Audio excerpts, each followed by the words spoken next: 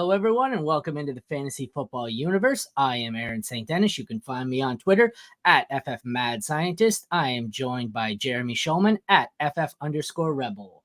We are here today to continue on with the 2024 rookie sneak peeks. We have one of my favorite targets here, Kansas State tight end Ben Sinnott. This one is available on the site. It was written by Jeremy. If you want the full write-up of Sinnott or any of the other prospects, head over to fantasyfootballuniverse.com. I'm kind of excited for this. We've had, with the exception of some of the running backs who are pushed down, we've gotten into a real lull here where I'm going. It's tough to find anything good to say about this guy, but I really like me some Sinnott, so I'm kind of looking forward to this one. Even the next guy who we're doing tomorrow, Jaheim Bell, he's another one where I don't mind this range. I'm starting to like the second tier of tight ends. Like it's Bowers and Sanders, and then I don't mind. I really like Sinnott. I really like Stover, and I don't mind Bell. So there's a little bit more depth to this tight end class than I thought, and I think we've seen that reflection in mock drafts because with the exception of Bowers, who's holding his position in the middle of the first, the others are all getting pushed down because like I was jumping all over Jatavian Sanders early in the second round, but now it's like, I'll wait and see if I get him in the third, and if I don't, I'll just draft Sinnott, and so I have a ton of Sinnott now. So Sinnott's my guy too, and I think as we discussed off air, and we're going to talk about it probably all off season here. We're going to see what happens in about a week in the combine, but is it going to be Sinnott or Sanders at tight end 2? For me, it's a lot closer than it appears for consensus at the moment. All right, well, let's get into it. Sinnott is a tight end from Waterloo, Iowa, who attended Columbus High School, was not recruited, and eventually walked on at K-State University after decommitting from South Dakota. As in, I remember this part too. As an inline tight end and H-back and fullback, he was all over the place early. Oh, yeah. Eventually worked his way onto the Wildcats field. After redshirting in 2020 and barely seeing action in 2021, he put together back-to-back productive campaigns. His sophomore and junior seasons produced a total of 79 catches for 1,123 yards and 10 receiving touchdowns, becoming a first-team All-Big 12 member in both years. Sinnott possesses the prerequisite size and blocking chops to contribute to an NFL team immediately, and he shows at the Senior Bowl he can also be a plus contributor in the receiving game at the next level. He was one of the few outside of like Brock Bowers and Sanders, obviously, but a lot of these tight ends, we've seen A.J. Barner, Theo Johnson, like they had almost no receiving production their entire career. And I get that happens in college, so you can't bury them based on the fact that they just didn't rack up any receiving totals. But it's nice to see someone come out who has receiving totals. So what really jumped out off the page here for you when you took a look at Sinnott? Yeah, it's his ability as a receiver. I mean, we saw it again in the Senior Bowl. I believe, again, there were a lot of guys who left early from Mobile. I believe he was one of them who didn't participate in the game. I can't remember, but his practice tape against top safeties, he dominated pretty much all week.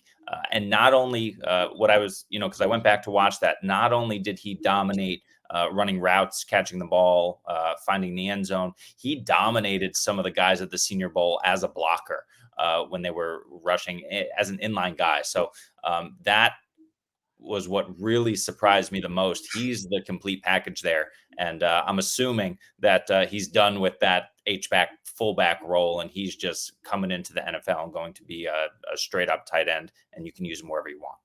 Yeah, he's getting so little publicity too. Like I did the player profiler mock draft. I don't know if it was the last one we did or the one before that, but I took him in the third round and everyone laughed and they said, I don't even know this guy. I've never even heard of that. And someone in the comments said, oh, great, taking a fullback. And I said, you guys, what the hell's wrong with you? And then so by then, I don't know, they must have, after that mock draft, they must have gone back and looked at him because he made the board. By the time they had come back for the next mock draft, everyone was significantly higher on him. And it's like, oh, maybe I'm not an idiot. Maybe someone just found a diamond in the rough here. Like, this guy is good. I don't know why he's not. Jatavian Sanders is getting all sorts of hype, and I love Sanders, but it's like everyone's just completely forgotten Sinnott's there. They're like, oh, we want Sanders. We want AJ, or not Sanders. We want Theo Johnson. We want AJ Barner.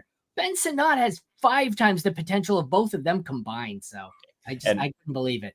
And my issue with Sanders is that, yes, he's an athletic freak. Yes, he's got, his hands are good. Yeah, he's got that burst. The problem is, he's not a phenomenal blocker. And one thing that I look at and see when I watch Sinnott tape is even if he's a little bit overmatched and undersized, his technique is still there, right? There's room for him to grow as a blocker, and he's already pretty damn good at it. The mock draft I did like I said, last week for Player Profiler, Sanders went at the 203. I got Sinnott at the 410. Yeah. Thank you. I'll take it. Thank you. Okay, maybe Sanders has a slightly better chance of hitting, but I don't care. I'm taking it this way. So, yeah. Did that disconnect here on you? It did. I just did, yeah. I don't know what the hell. Give me one sec. I accidentally clicked the wrong button, I think, here, and shut my damn screen down. That's right. Well, while you're pulling it up, Sinnott is 6'4", so not too shabby. We like that size. He's 254. That's pretty much right along the lines of what your Sam Laportas, your Trey McBrides, your modern day tight ends are looking like. He is not yet 22 years old, and he came out as a junior. He did redshirt, of course, so 4 years. But those last 2 years, in Kansas State, not really against top tier competition. So that's kind of a knock on him. But otherwise, man, he's got the look, he's got the profile. He's everything that you want in a modern day NFL tight end. Thank you. Way to pinch hit. I double clicked something and it split my screen into two and stopped streaming that. I don't know what I did. So thank you. Yep. Way to step in there. All right, let's get into the scouting report you came up with. Some of his strengths: an effective route runner who has the knack and tools for creating separation, a screen game weapon with nice acceleration and good top line speed, can line up all over the field, including in the slot and out wide, very good hands with nice body control in space, and a good blocker with a good motor. What stood out to you as his best strength? So he was all first team all Big 12 in his sophomore and junior year. In his junior year, he made it solely as a tight end with the media vote, but he was nominated as a fullback both seasons as well. Yeah. Simply because of the fact that he's lining up all over the place and his blocking was superb, and he was the number one fullback in the Big 12 selected. So it's really his versatility. NFL teams. Another guy we're going to talk about in the same vein is Jaheim Bell. Although he's a little undersized, so that's kind of the reason he's being used so versatily. I think the deal here with Sinnott is he can be used all over the place. You think about, I know in San Francisco we have George Kittle there, right? But just the idea of like a Kyle Shanahan type scheme who can use a weapon like this wherever he wants, blocking out wide, line him up in the backfield, give him a couple of carries. It doesn't matter. This guy can do it all. So it's his versatility for me. Awesome. As far as weaknesses, unlikely to dominate as an inline blocker, though his technique is very good. Production profile isn't anything special. Did not face much top tier talent in the Big 12. What stood out for you as the weakness? I struggled to find one. I was. You got to put something. I had to. So it's the fact that Kansas State, Big 12, you're not really facing top tier talent. I think he had a game against Bama. I think there was one against Texas. Yeah, I was gonna say he played Texas, I think. Yep. So, but maybe 3-4 games in his 2 full seasons really as starter. So he's just not facing the guys, but he answered those questions at the Senior Bowl. So, yeah. He was dominating safeties from Georgia, from Miami, top guys in the draft too. So he's got that speed, and enough wiggle to get away from those guys. He's going to be tough to cover if you're not putting a nickel on him in the NFL. It's funny because at pretty much every other position, you want them coming out early and coming out as young as possible. Tight end, I actually don't mind a guy who stayed 4 years. I find with tight ends, the more seasoning they have, the better they are when they eventually get to the NFL. But okay, you have them late round 3, early round 4, so just on the cusp there between day 2 and day 3. Ooh, I had another AFC West landing spot, but I like yours too. I was going to say the Chiefs. I would love to have him learn behind Travis Kelce for one more year and then be his successor once he retires. But I like that. I don't know if I like it as much because I think if he does that, he's going to have to play immediately, which could be good and bad, but I like both AFC West locations there, destinations there. Do you think he sneaks into day 2? And what do you have to say on the Chargers landing spot? It's really possible. I mean, I think there's going to be some team that falls in love with him and what they can do with him. You hope it's not a team like San Francisco where he's going to have to wait a couple of years. But I did think of the Kansas City Chiefs as well. The thing is Noah Gray to me just looks like Travis Kelce when he's out there. He's getting more and more work. That to me would be competition. I really just like the idea of the Chargers because not only is Everett likely not coming back, especially if they draft a guy, but Stone Smart and Donald Parham don't scare me in terms of looks. And you got Greg Roman in there, right? We know he's going to establish it, and the play action passing game comes off of that. So this is a versatile guy who can block for you, who can get out in the screen game. And when you think Greg Roman, chances are you think Mark Andrews, right?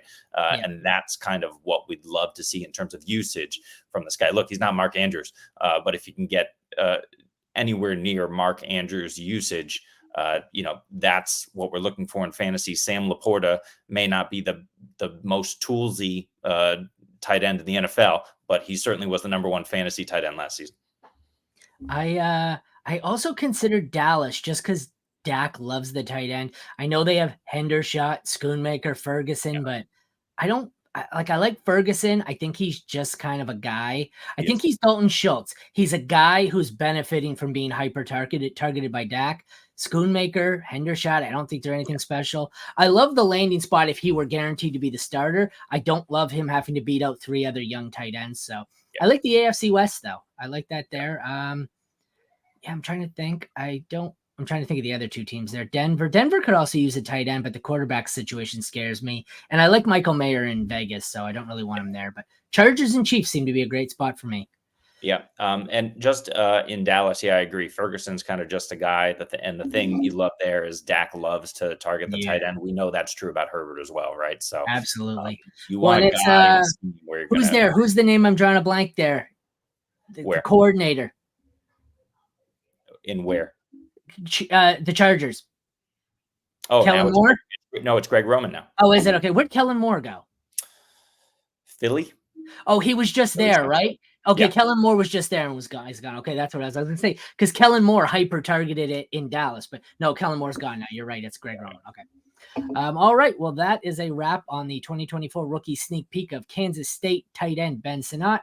For the full write-up, head over to fantasyfootballuniverse.com. We have Sinnott and pretty much every other prospect profile. I think we are probably deeper than pretty much anyone. Like I said, even at some of the bigger sites I work for, we've got prospect profiles on guys they've never heard of. There's only 4 of us, but we are pretty damn deep into the weeds, man. Like I told you, I'm on a site with guys that I thought were, just they knew everything. And they're like, I don't know who that is. And I'm like, oh, well, we have a whole write-up and video on them. So head over there and check out any of our guys. If you didn't know much about Sinnott, go read this one because we love them. Check back tomorrow. I think the next one is Jaheim Bell, but either way, we will have a prospect profile ready for you tomorrow. For Aaron and Jeremy, thank you for tuning into the Fantasy Football Universe. We will see you tomorrow. Take care.